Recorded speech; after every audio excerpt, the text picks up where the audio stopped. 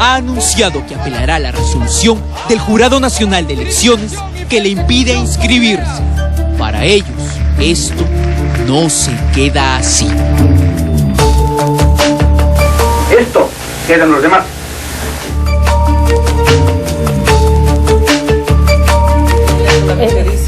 Es espeluznante, ¿no les parece? Espeluznante. Pero la pregunta es, ¿cómo hemos llegado a esta situación, Dios santo? ¿Cómo así estamos en un momento, una situación en la que este grupo consigue la cantidad de firmas que hemos visto y escuchamos respuestas como estas de los jóvenes? Luz. Mira, este es un tema en el que todas las fuerzas políticas, los partidos, las instituciones y menos mal también el gobierno y la prensa principalmente tenemos que estar unidos. No podemos cometer un mínimo error en que esto que ya nos ha puesto en peligro en estos días, de que Sendero Luminoso, a través de su brazo legal, el Movadef, se pueda convertir en partido político, nos diga y nos salte en la cara a los peruanos como nos saltaron los problemas que tuvimos en los 80s. Mira, ¿cómo hemos llegado a esto? Yo quiero decir que primero esas firmas, ya hoy día salió en la República, han sido conseguidas en forma fraudulenta. Hay muchos peruanos y peruanas que han firmado creyendo que ingresaban a otro partido político o ingresaban que eran otros objetivos, a participar inclusive en un encuentro deportivo. Y Fonavi. Claro, pero entonces digamos, los han engañado. Conversábamos también con Marisol, que también has ingresado a las páginas de Movadef, y ahí sí ves, o sea, ahí sí adviertes claramente cómo hay pues todo este caudal juvenil compartiendo algunas de estas propuestas y teniendo clarísimo que lo que está detrás es la liberación de Abimael Guzmán. Esta inscripción ha puesto en evidencia algunas cosas para mí que creo que deberíamos de pensar y reflexionar todos los peruanos y peruanas. Primero, la fragilidad del sistema democrático y estos resquicios que quedaban, que hay que cerrarlos, de actuaciones posteriores de la Corte Suprema y además de temor en autoridades que con el terrorismo deben tener claro que no hay trance, que no hay tregua y que no debe haber nunca más una mano blanda. Eso es un primer tema. Que creo que tenemos que estar todos juntos, partidos políticos, sociedad civil, prensa, autoridades, y decirle no al terrorismo en todas sus manifestaciones. Claro, pero ¿qué haces con los jóvenes que no tienen ni idea de lo que pasó? Ese es el segundo tema que me parece que es el más importante y en el cual tenemos que reflexionar. ¿Cómo es posible que hayamos permitido? Yo he escuchado a estos jóvenes no en las intervenciones o en una página web de Movadef para tratar de entender qué los ha llevado a esto. Primero, no tienen idea de lo que pasó. Y en eso todos somos responsables. No tienen idea de qué pasó, del sufrimiento, de la muerte, de la sangre, de la violencia, de Lucanamarca, de los asesinatos, de las ejecuciones, del abuso, de las violaciones. Parece que no hubiera pasado nada en la historia del Perú en los últimos 40 años. Segundo, responsabilizan a los actores políticos de una persecución por ideas y no se dan cuenta que lo que hay aquí en el Poder Judicial y en la gente que está presa es perseguir asesinos. Con esta discurso, si tú quieres, que empieza siendo un discurso social, matan, roban. Tú puedes ir a San Juan de Miraflores y gran parte de Los Ángeles A y B son gente que vino desplazada y que esto genera pues toda una consecuencia sociológica en las víctimas del terrorismo. Entonces nos hemos permitido olvidar la historia y creo que no podemos aceptarlo. ¿La hemos borrado? Sí. ¿Cómo se ha, digamos, este proceso, cómo se ha llevado? Han habido varios factores. Uno de ellos es que en los libros que enseñan a nuestros jóvenes, esto es de 5º año, de la época de Toledo y de la época de Alan García, si hay 4 párrafos que se refieren al terrorismo, es mucho. Y se dedican más bien a hablar de la dictadura y en fin, pero no dicen qué fue Lucanamarca, qué fue lo de Chuchis, qué significa Tarata, qué significa realmente Sendero Luminoso, que no es ningún partido político, que no hubo lucha armada, que aquí no es la violencia política, porque en todo esto se ha empezado también con una terminología que los ha sublimizado. Oye, a ellos se les conoce ahora en algunos, y estos jóvenes muy probable, como si fueran luchadores, guerrilleros. No, son criminales. La ideología y el pensamiento Gonzalo, para que puedan estos jóvenes tener conocimiento, se trata de el Partido Comunista, Leninista, Maoísta, pensamiento Gonzalo, que significa un partido único, autoritario, un partido radical completamente, que no admite ningún otro pensamiento, y lo dice Abimael Guzmán. aquí el único pensamiento, así me muera, es el mío. Él aniquilaba al que pensaba diferente. Estos jóvenes que ahora gozan de la democracia no podrían pronunciarse en un partido único radical como el maoísta, porque simplemente Abimael mandaba a ejecutarlos. ¿Y qué decía Abimael? Hay que poner al Estado contra la pared y hay que ponerlo en el plan de genocida. Y para esto se paga con la cuota de sangre. Que averigüen esos jóvenes qué es la cuota de sangre.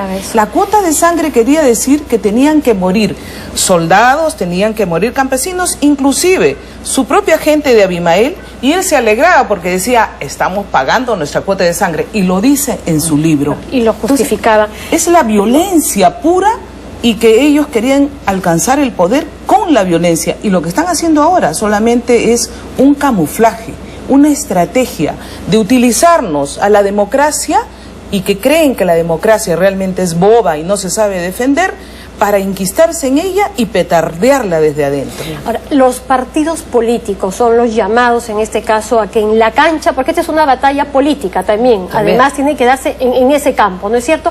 Combatirlos ideológicamente. ¿Qué están haciendo sus partidos en este sentido?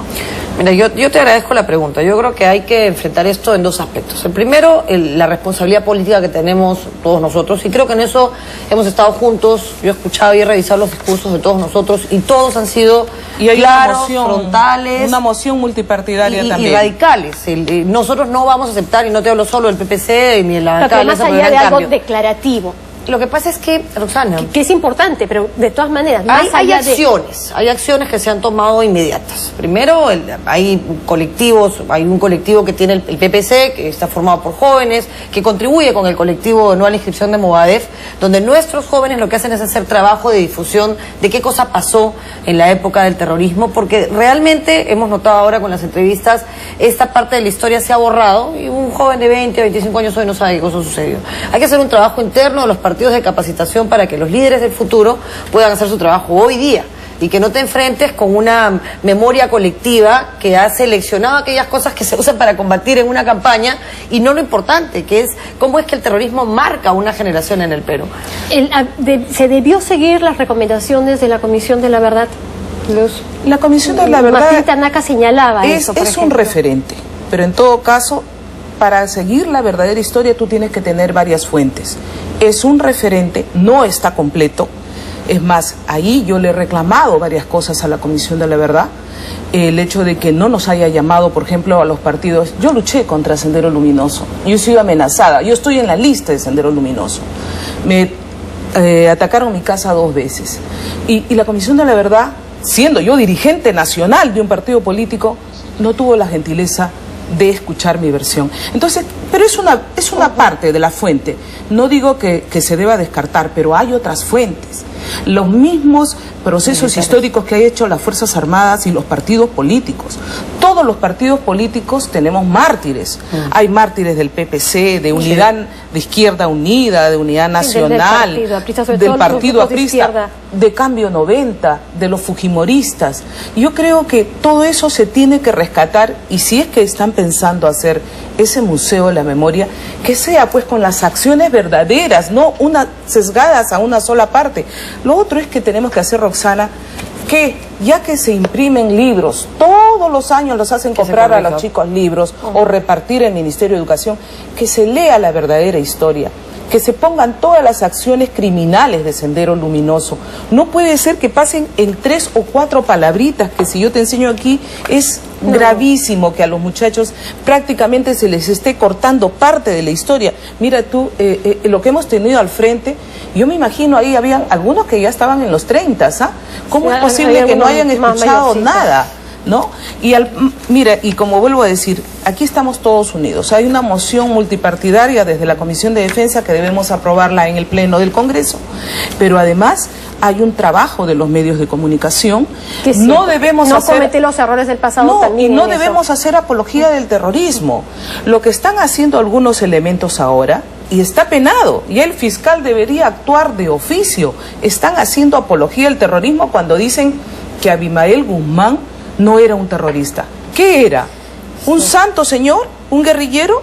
No pues, no hay podemos que, no, los el peruanos trabajo, ser no, tan tontos y la sí. democracia no puede ser tonta. Creo que lo importante y lo rescatable de todo esto es que nos ha permitido mirar lo que está pasando, ¿no?